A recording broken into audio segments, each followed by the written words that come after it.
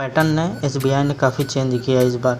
पर तो पहले रीजनिंग आ गया, ठीक है। रीजनिंग आने के बाद फिर मैथ आया, फिर मैथ के बाद ये जो ऑप्शन होते हैं ना भाई, तो ऑप्शन में पहला दूसरा तीसरा मार्क्स बहुत कम सही होता है, तो चौथा या पाँचवा सही होता है, तो स्क्रॉल करना पड़ता है। ओनली फी वाला कॉन्सेप्ट था, ठीक है।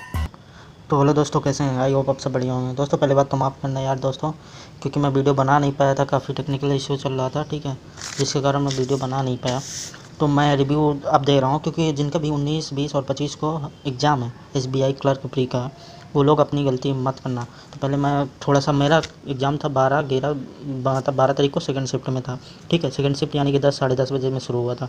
पैटर्न ने एसबीआई ने काफ़ी चेंज किया इस बार। जब मैं एग्ज़ाम में बैठा, जब शुरू हुआ पेपर, तो पहले रीजनिंग आ गया, ठीक है। रीजनिंग आने के बाद फिर मैथ आया, फिर मैथ के बाद इंग्लिश आया।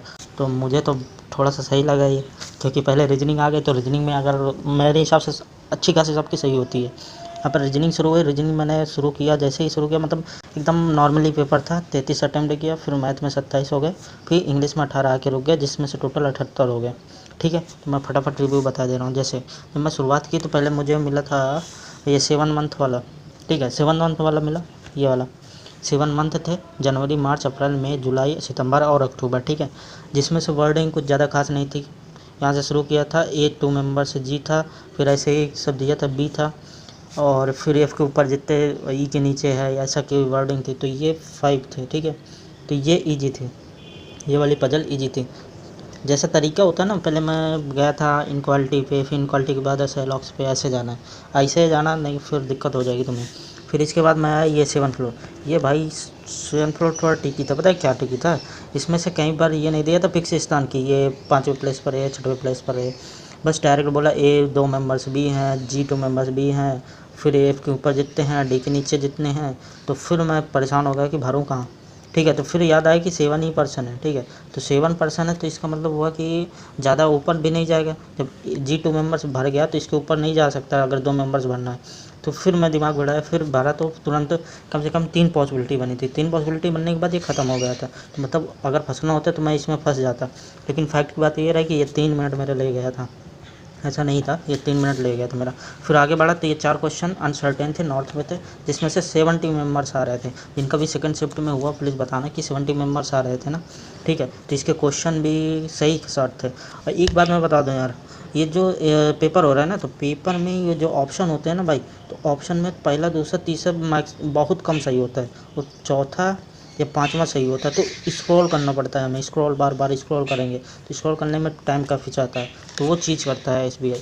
और फिर इसके बाद थी ये एक फ्लैट फ्लोर वाली थी भाई, इसकी लैंग्वेज ना बहुत लंबी थी भाई। लैंग्वेज जो समझ गया तो बहुत जल्दी हो जाएगा, क्योंकि इसका मैक्सिमम 3 लाइन का क्वेश्चन था, 3 लाइन्स का, इससे ज़्यादा नहीं था। जब इसको भरा था मैंने, तो एक चीज़ फिक्स कर दिया था इसमें, मेरे हिसाब से ये फिक्स किया था एस और ओ वाला, कि एक फ्लैट पे है। फिर इसके बाद इसने ये कहा था 2 मेंबर्स एम और आर हैं, लेकिन ये नहीं बताया था कि दोनों सेम फ्लैट पे हैं, मतलब दोनों सेम फ्लैट पे हैं, ठीक है। और फिर इसके बाद इसमें 2 पॉसिबिलिटी बनी थी, 2 पॉसिबिलिटी थी, बट बन गई थी, ठीक है, बन गई थी। तो यहाँ से मेरा स्कोर हो गया था। फिर मैं गया था डायरेक्शन, मतलब ऐसे नहीं गया था मैं, पहले गया था ये छोटे मोटे क्वेश्चन, इनक्वालिटी से लॉक्स, जैसे 3 नंबर की नंबर सीरीज आई थी, वेस्ट 3 अंक के जैसे होते हैं ना, 5 6 7 7 8 9 ऐसे वाले, इजी थी, ज़्यादा कुछ खास नहीं था इसमें। यही फर्स्ट लास्ट चेंज करा के फिर ऐसे ये सब था। सेलॉक्स में से ओनली फी वाला कॉन्सेप्ट था, ठीक है। तो जो भी जो तुम मानते हो, सम नॉट या सम, वो भी करना, ठीक है, अपने हिसाब से करना ना। इनक्वालिटी में मेरे हिसाब से नाइदर नॉर का एक क्वेश्चन था, और 1 फॉलो वाला एक था, और एक आइदर और वाला था, मे बी, मुझे अभी काफ़ी दिन हो गए तो याद नहीं है। और इसमें से ऑड वाला था। ऑड मीन्स जैसे नंबर नहीं दिए होते हैं, वो वाला 1 2 3 4 5 6 10 तक दिया था, जिसमें से 3 पेयर्स बन रहे थे, ठीक है। 3 पेयर बने, मैं ऑप्शन ढूंढ रहा था और टाइम ही ख़त्म हो गया था, नहीं मैं लगा देता। ये थोड़ा ट्रिकी आते भाई, ये 4 क्वेश्चन थे, कोई कोई कह रहा है 3 क्वेश्चन थे, बट मैंने पूरा सॉल्व किया, 4 क्वेश्चन थे, ठीक है। इसमें से क्या था, पहले यहाँ से यहाँ गया, घेरा चलाया था, फिर इसके बाद ऊपर गया, फिर यहाँ आया, फिर यहाँ से कट कर आया, फिर मतलब बहुत घुमाया था भाई, बहुत घुमा के लाया एंडिंग पॉइंट में। फिर यहाँ का पोजीशन पूछी थी, फिर एक ये वाली पोजीशन से ऐसे डायरेक्शन पूछी थी, और फिर एक ये शॉर्टकट पूछा था, 7 3 10 और कुछ नहीं, जिसमें से 13 एरा आ रहा था, जो होता है ना एक पेयर 5 12 और 13 वाला, वो था। तो बाकी ओवरऑल तो रीजनिंग मेरा 33 बन गया, ठीक है। आप लोग बताना, मैथ के तो फटाफट बता दे रहा हूँ, काफ़ी टाइम जा रहा है मेरा। तो ये देखो, ये पूरा मैं लिख के लाया था, लेकिन मैथ के मैं ज़्यादा कुछ लिख नहीं पाया यार, नहीं मैं सोच रहा था क्वेश्चन लिख लूँ पूरे। चलो देखो, मैथ में तो मैथ भी ईजी आ रही है। देखो मैथ में यहाँ से तुम्हें 10 से 12 को नंबर मिल जाएंगे। हाँ, यहाँ पर टाइम ज़्यादा नहीं गंवाना है, क्योंकि कैलकुलेशन थोड़ा माइंड में करना। जैसे आया था एक 17 का स्क्वायर माइनस 13 का स्क्वायर, 13 का स्क्वायर बराबर कुछ यहाँ पर 169 माइनस 6 ऐसा कुछ दिया था। ठीक है, इजी थे। फिर अंडर रूट में तो यही तो बता रहा हूँ, स्क्वायर ब्रेड 2 क्वेश्चन थे, बॉड मास वाले 4 क्वेश्चन थे, फ्रैक्शन वाले भी आ रहे थे दोस्त, फ्रैक्शन वाले 1 सही 2 बटे ऐसा वाले फ्रैक्शन वाले भी आ रहे हैं। और अपने क्वाड्रेटिक बहुत ईजी आई थी भाई, 8 7 वाला आया था, 8 7 56, ये वाला 13 12, ये सब ये छोटे छोटे जो हम लोग नॉर्मली करते रहते हैं। ठीक है, माइनस 11 13 या 11 12 ऐसे छोटे छोटे पेयर थे। और DI जो आई थी, ये नंबर 6 क्वेश्चन थे। इसमें क्या था, डे दिए थे, 3 डे दिए थे, फ्राइडे सैटरडे और संडे। ठीक है, मॉल दिया था, mall A mall B mall C mall D। इसमें से अराउंड जो ये नंबर था ना, 300 के अराउंड था, 250 से प्लस और 300 के बीच में अराउंड में नंबर था। और इसमें थोड़ा सा कुछ क्वेश्चन, 2 क्वेश्चन मतलब 3 क्वेश्चन ईजी थे, जिसमें से हम लोग क्या करते हैं ना, रेशियो वाले, डिफरेंस वाले, मोर देन वाले, तो ये हो गए। फिर 3 क्वेश्चन जो थे अपने कैलकुलेटिव थे। कैलकुलेटिव मीन्स कि पहले जैसे इसमें से हमें दिया ABCD, मतलब ये 4 तक दिया मॉल, हमें बोलेगा ई मॉल है एक, उसमें से इतना % मोर देन, फिर उसमें इतनी फीमेल है। तो वो वाला मैंने एक बार किया था भाई साहब, उसमें तो मतलब पहले उसने क्या किया था क्वेश्चन पे, ये फ्राइडे और संडे का जुड़ाया, फिर इसमें से बोल दिया कि टोटल फीमेल और वो मेल का रेशियो निकाल दिया, फिर एक की फ़ीमेल दे दी, इसकी फ़ीमेल दे दी, तो इसकी फ़ीमेल पूछी थी, तो एक काम करना था, पहले तो फीमेल का रेशियो निकालना था, फिर फीमेल घटा के ये आ जाता। अगर तुम मेल अलग निकालोगे फीमेल तो वहाँ टाइम चला जाएगा, पहले पूरा क्वेश्चन पढ़ लेना, ठीक है, तो गलती मत करना। फिर इसके बाद मैं ट्रेन वाला एक क्वेश्चन पकड़ लिया, फिर पार्टनरशिप का एक कर लिया, प्रॉफिट एंड लॉस का एक कर लिया, टाइम वाइज वर्क का एक कर लिया, CI&SI का एक कर लिया। परसेंटेज वाला इस तरह बेस आ रहे हैं कि x 12% इक्वल टू y% है, x प्लस वाई का मान बताइए, x माइनस वाई का मान बताइए, ऐसे क्वेश्चन आ रहे हैं। ठीक है, तो मेरे हिसाब से मैथ अगर थोड़ा सा अगर वीक है ना भाई, तो थोड़ा दिक्कत हो सकती है, बाकी स्पीड में काम करना। ठीक है, यहाँ से आप लोग निकल लेना जितनी जल्दी हो सके। और आप लोग ना एक अर्थमेटिक में जो क्वेश्चन ईजी पहले उसको करना। ईजी का मीन्स ये नहीं है कि तुम्हें परसेंटेज आ रहा है तो परसेंटेज करो, देख लेना उसका क्वेश्चन कैसा है पहले। ठीक है, क्योंकि मुझे लग रहा है जो परसेंटेज का क्वेश्चन आया था टफ आया था, CI&SI का टफ आया था थोड़ा, क्योंकि कैलकुलेटिव था, तो जहाँ कहीं ना कहीं टाइम लगता है। ठीक है, अब इंग्लिश की बात कर लेते हैं हम लोग।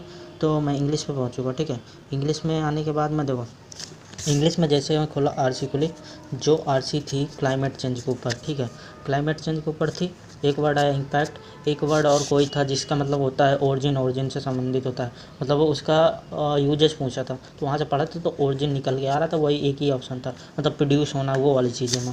फिर इसमें तो ये समझ लो कि 3 क्वेश्चन तुम्हें मिल जाएंगे आराम से। बट इसकी क्वेश्चन जो है ना, अगर ऑथर बेस्ड आ गए ना क्वेश्चन, तो वहाँ टफ हो जाते हैं कि ऑथर का रिव्यू का है, कैसा है, तो वहाँ पर टफ आ जाते हैं। फिर इसके बाद एक देखो, क्लोज टेस्ट जब मैं पढ़ रहा था, पैंडेमिक बेस्ड था, जिसमें टॉय आए बना रहा था कि टॉय किस प्रकार हार्मफुल हैं, बच्चों के लिए हैं कि नहीं है, ये सब चल रहा था। ठीक है, तो इसमें से एक फ्रेज था चौथे या 5वें नंबर पे कि ऐसे अप दिया था और ऑप्शन पे यही ऑप्शन था, कैच दिया था, स्टेन दिया था, ऐसे मतलब कई सारे वर्ब दिए थे, तो मेरे हिसाब से कैच ही भरा जाएगा वहाँ पर, क्योंकि ये फ्रेज मिल गई ना पूरी। तो आप लोग बताना क्या हुआ अगर पेपर हुआ है। बाकी यार इंग्लिश में थोड़ा मेहनत कर लो, क्योंकि इंग्लिश में RC निकाल लेना।